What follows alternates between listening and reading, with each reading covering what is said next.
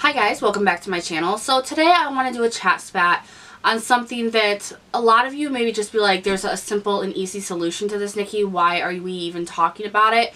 But it's not so much that I want your guys' solutions or I want to talk about solutions, because the solution is very obvious. I just want to open this as a discussion to talk about as a whole what we're dealing with on social media and what we see on social media and how it is influencing us and our moods. So if you want to open this discussion with me and see exactly what I'm going to be talking about and how I feel about it, then just sit tight and we'll get right into it and see exactly what the hell Niki is talking about. Heard voices in the night, whispers of double lives. So for a while now, I've been trying to dial back on social media, and I don't mean like my presence, like my personal presence, my posts and stuff like that, but more so like me being on social media myself as a viewer, just as a normal person, I guess you could say, reading people's posts, going through news feeds on everything, which is hard because this is how I got started doing what I do, is because I love social media and I'm present on it quite often, which a lot of you are. I mean, 99% of you are addicted to social media just like I am. It's a great outlet for us to find friends and to feel like we're included in something and that we're not alone, to find people that are as odd as we are and, you know, that like the same things that we do. And so it can become an addiction for anybody, not just teens or young kids. For adults, it can sometimes be so crucial that we're on there because that's sometimes the only place where we have friends, like me. But I was trying to dial back because I noticed that I was just feeling so negative. Every time that I was on social media, I wasn't happy. I was angry. I always felt anxiety or just a rush of pure anger, and it wasn't really directed at anybody or anything. Sometimes I thought that it was certain individuals that I was surrounding myself with, which at one point it was. So I dialed back from that, from Facebook groups, from certain people that I did surround myself with that just were very, very negative, jealous, and just ugly in personality, not looks. They were actually quite beautiful, but you know, so I stopped that, and it did help so much. But that in return gave me more time to go through my news feed, just see what other people were posting, to kind of creep on other people. You know, when you go through your news feed and you see someone's shared somebody else's post, so you check on it to see who that person is. You know, like, I delved deeper into the news feeds of certain social medias, and I noticed that I was getting either the same or worse emotions from it. And I got thinking here the other day, and I'm just like, why is this happening? Why is something as innocent as just going through my newsfeed on Facebook, Instagram, Twitter, even Snapchat, why is it drawing such negative emotion from me? And I kind of started to notice it more on Facebook and Twitter than anything, where things are a little bit less well, not less lax, but they're more lax. People, especially Twitter, you're allowed to even share porn on Twitter. You know, nudity is not something that is blocked like on Facebook, but it seems everybody's negativity goes towards Facebook, and I started noticing it more on those two. A lot. And I talked to you guys recently about how I felt about people nitpicking YouTubers and YouTubers nitpicking other YouTubers, and how just insane it's getting. The ugliness, the jealousy, the judgment, the assumptions, everything that is going on, especially YouTuber to YouTuber, because there should be a certain level of understanding there. There should be kind of like unless they're doing something that is scamming or harming someone, that it's kind of like your hustle is your own. It's your own personal thing. You may not agree with it, but as long as it's legit and it's not hurting anybody, then you should mind your own damn business. That's not happening a lot, and it stemmed from that. And then I started noticing that my emotions were angry every time I was on any social media. So I was sitting down thinking about it, and just let me give you some examples. Let me get onto my Facebook, and we'll go through my Facebook feed, and we'll see my point here.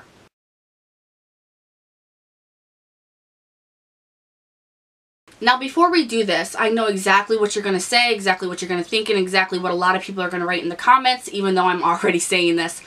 The easy solution to this is to block the people that are the problem, the people that are sharing these things, the people that are posting these things.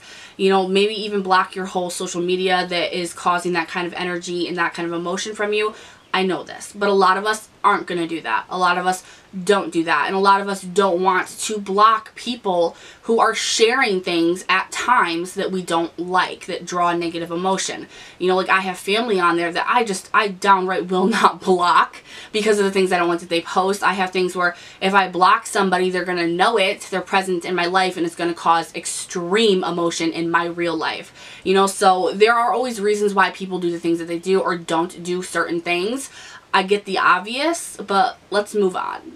Now, Facebook is really where I see it the most. Here is my Facebook. I have it opened. Let's see. I'm not going to like expose anybody's name or anything, but I'm just going to read you some of the stuff. First off is from somebody who I live near, knew in school. So glad my family is concerned about me and mine. That's okay. Fuck you all. That's the first thing I see. The next thing I see is a GoFundMe for someone I do not even know. And it says to click here to support paying off someone's speeding ticket. Okay, let's move on. Here is from a news station that's actually located in my county, in my town. And I've talked to you guys recently, at least I've posted about it, especially on my Facebook recently, about the ever-growing drug problem around us. You know, like fake money, drug rings. I mean, it's surrounding every county and this county that I live in. So that there's been a DWI crash in the surrounding area, which is just like the least of my worries. But there's at least 4 or 5 of these a day, and that's right close to home. So, you know, that just brings it out, and let's keep going. There's another one from around my town where someone who was from the town that I actually moved away from was just arrested for having 118 marijuana plants. Yay. And then there's stuff like this that people share about a 2-year-old who died, and the parents are saying she just died, it was her time, she was a demon. And I'm going to tell you guys, if you're triggered by this kind of stuff, that's even worse than this.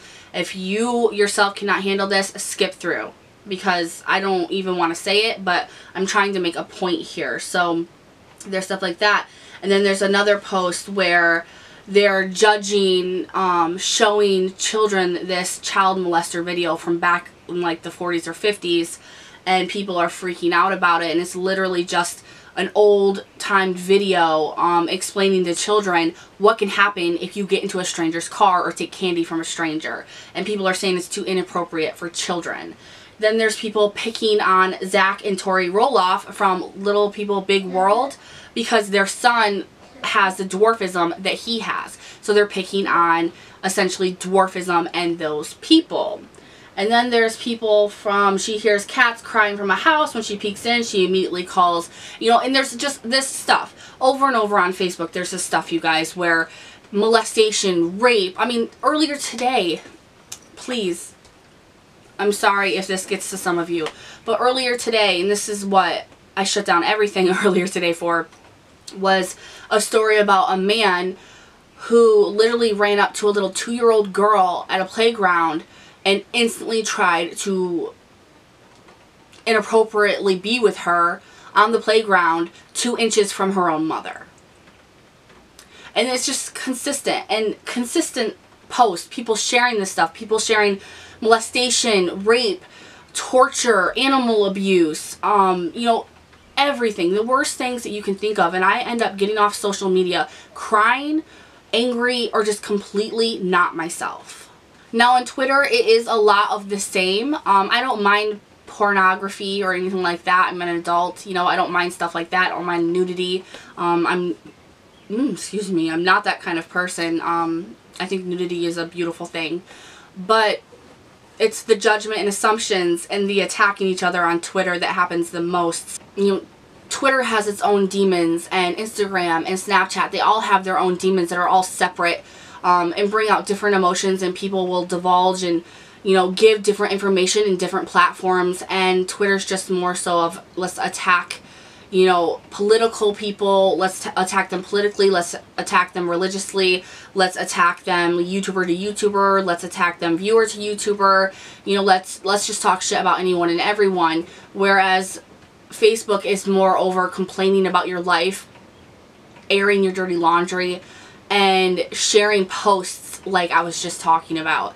And the more so why I want to have this as an open discussion is because I'm not innocent in it. I'm sorry if you can hear the rain. We're starting to get a pretty bad storm, but also it could be a reminder, because if you post things like that, if you share things like that, I know a lot of the times that when people share stuff like that, those horrible, horrible posts, they do it with good intentions. They share it as they're trying to give everybody a reminder of the evil that happens out there, to be aware of certain situations that can happen. And I understand that to a point, but there's a lot of things that people need to understand, is so many of us are on there constantly anyways. We're seeing these posts constantly. And if you do any research behind most of these posts, they're either one, false, completely made up because the person who owns that website or that news site gets paid when you click on it. So it's complete falsified clickbait. Or two, the story is so old that it doesn't matter anymore. I see people posting Amber Alerts from like 2012. You know, people posting when people got arrested from like way back in like the early 90s, late 90s. And they think that it's information that's happening now because it's circulating again, but it's not. People are just getting money from you clicking on that website. So I don't know if a lot of people know that, and I want people to be made aware of that, because it can really cause more harm than it can do good if you share these kind of things with good intentions. I mean, you have no idea when you share something like literally showing a half-grown fetus being aborted in a video. You literally are sharing it with the best intentions, but you have no idea what you may be doing to your neighbor, your friend, your cousin, you know, another person online. You don't know what seeing that without any warning can do to somebody's psyche. You never know. You never know. And I know that a lot of people wouldn't want to share it if they knew that it was false, and a lot of it is fake and false or very, very old and just has no purpose being circulated anymore. So that's really something that I want to talk about. Sounded like something just fell behind me, but that's really something that I just wanted to openly talk about. I wanted to get your guys' opinions on it. We all know the solution, you guys. There's an easy solution to this, but it's not so easy, you know, because you can't just block certain people from your life. Even as dumb as that sounds, especially on social media, it can cause a lot of problems in your real life, especially if the people you're blocking are family or personal friends. When you're a social media influencer like I am, you shouldn't, you know, you can mute people on Twitter, which is amazing. I wish all social medias had that option, but there's just sometimes you just can't do that. Sometimes you don't want to do that. You know, you hate some of the posts people put on there. It can really screw you up emotionally some days, but they're your friend. You know, like, you don't want to block or unfriend somebody. And so I just want to have an open discussion about how you guys feel, if you want to add to this. If maybe you have an alternative option, something that works both ways. If maybe this is just something that you want to vent about as well. Because I know that this is just something that it's really getting to me, psyche, emotionally. I get triggered by it very easily. My emotions feed off other people's emotions, and that's a lot of the BPD that I have in the bipolar. It feeds it. So I haven't really been going through a lot of my feed, and that's why a lot of you may have noticed I'm not liking your Instagram pictures a lot, or your Facebook posts, or your Twitter posts. I really try to limit what I look at on social media because it's influencing me, and I'll come out of my bedroom in the worst mood ever, and it gets taken out on my family, and my husband will ask me, what's wrong? Why are you sad? Why are you angry? Why are you weird today? And I can't give him an answer because at that point I don't know. I don't realize that just going through my Facebook feed for 15 minutes has now switched my emotions to something that is being pushed onto completely innocent people like my family. So I just wanted to know if you guys realize this too, if it does it to you. What are your solutions for it? Are you one of those people that will just block anybody, you don't care, you're sick of it? Or do you have reasons why you can't as well, so you just need to vent? I just wanted to open this for discussion and talk about it. See what everybody's thoughts are. See if it's maybe just me. Maybe if I'm just fragile lately. Who knows? But I just wish that we could see more positivity in posts on social media. You know, I understand when there's a real problem, a real issue, sometimes things got to get dirty, and I understand that completely, but there's so much, like 80% of the hate and the gross posts that you see are false, fake, and unnecessary, and I just wish there was something that we could do about it more than blocking someone that you really like or that you just don't want issues with, you know. So I don't know, all of your guys' questions, concerns, comments, leave them down below in the comment section. I really just want an open adult conversation with you guys about this. Once again, not looking for a solution unless you have something that will work on both sides. Then yes, please comment below. If you guys like this video, please give it a thumbs up. Make sure to subscribe before you leave, and I'll see you guys in the next one. Bye.